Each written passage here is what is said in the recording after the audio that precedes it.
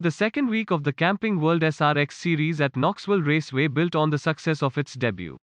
So did inaugural winner Doug Coby, whose reward for slaying the motorsports legends in this division was a deal to prove himself in the NASCAR Camping World Truck Series later this summer.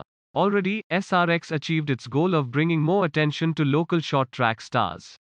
A 41-year-old, six-time champion of the NASCAR Whelen Modified Series had flown under the radar until his stirring performance last Saturday night at Stafford Motor Speedway. If the worst thing that comes from this is I get a one-race truck ride, he continued. And I get to talk a whole lot about short track racing in front of different fans and different people, then mission accomplished, as far as I'm concerned. This week's local legend, Brian Brown, fell short as SRX's big names returned to the front of the field. Tony Stewart wound up in victory lane at Knoxville for the first time as a driver, cruising to a 1.6-second win while leading 43 of 50 laps in the feature. But the biggest buzz wasn't the winner, it was who finished directly behind him. That leads off 5 takeaways from race 2 of this 6-week summer series on CBS. The 19-year-old Deegan is a teenage racing sensation, a meteoric rise that's landed her full-time in NASCAR's Truck Series. Deegan's YouTube channel alone has risen to 221,000 subscribers, off-track popularity that puts her in position to be the next Danica Patrick. A forgettable rookie season. Deegan hasn't led a lap, had some whispering that star was fading. Saturday, she slung dirt in the faces of critics on a national stage.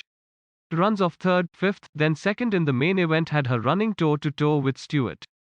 A last lap pass of Ernie Francis Jr. for that runner-up spot was done with finesse, keeping her nose clean and showcasing skills that won her a NASCAR ARCA West Dirt Series race back in 2019. My goal coming into this race was to prove to everyone that I deserved to be there, Deegan said. I feel we did that tonight, we just ran a clean race, just wrapped the bottom, stayed consistent, ran my line. 23-year-old Ernie Francis joined Deegan to make the combined age of the other two drivers on the podium 8 years younger than Stewart.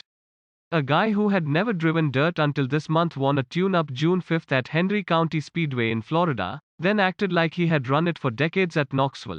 Putting together runs of 4th, 2nd and 3rd, Francis jumped to 2nd in the standings, only 11 points behind Stewart. It's shaping up to be a youth versus experience battle for the title that may reward the Trans Am champ with a larger opportunity for 2022 and beyond. I was trying to get to the back of Tony's bumper to try and get by him, Francis said. But you can't be happier than this. I can't wait to get to the next one. That's a sentence no one ever thought they'd say.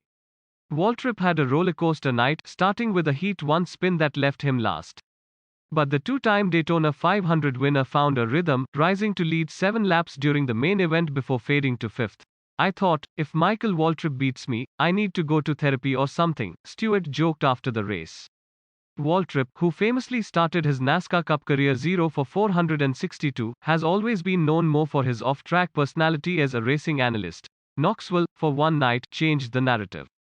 The one caveat for Waltrip is a second incident in as many weeks with Paul Tracy, irritating the IndyCar star to the point he's seeking revenge. You confused, Paul Tracy? I'm about fed up with Michael Waltrip. I'm about to get Boogie on him in the next race. Let's not forget how easy Stewart made running dirt look. After a shaky Heat 2, he put it all together and breezed past his challengers in the feature. No one's really surprised to see the 3-time NASCAR Cup Series champion visit victory lane in a series he co-founded. That said, a driver who still moonlights on dirt knows the significance of a win at the sprint car capital of the world. This is where I've watched Donny Schatz and Steve Kinzer and the greatest of the greats in sprint car racing, said Stewart, who has run the Knoxville Nationals as a driver but never won it. This, victory lane, is the place I've always wanted to be, for sure. There were more than a few skeptics about putting these legendary drivers on dirt. Half the 12-driver field had very limited or no experience on this track type going in. Turns out you can teach some old dogs new tricks after all. The competition was impressive, top to bottom, as even the IndyCar stars translated their open-wheel experience into successful runs. Marco Andretti ran second in Heat 1, then Helio Castroneves led parts of Heat 2. There were a handful of cautions but no major wrecks or embarrassing moments. 1 week after Coby schooled the field, the SRX full-timers even put the local stars in their place. Scott Bloomquist won Heat 2, then spun in the main event and wasn't a factor. Brian Brown lost it multiple times and never ran higher than 7th. I thought our drivers did a fantastic job, said SRX co-founder Ray Evanham. I felt like, for our first race on first, it was pretty respectable, really. We had a couple of little problems, but no really big issues, and I think the fans saw some great racing. One small issue continues to be Bill Elliott's car. Mechanical problems in 2 straight races have put him at a disadvantage. But by and large, after 1.3 million viewer week 1 SRX has put together a foundation to build from.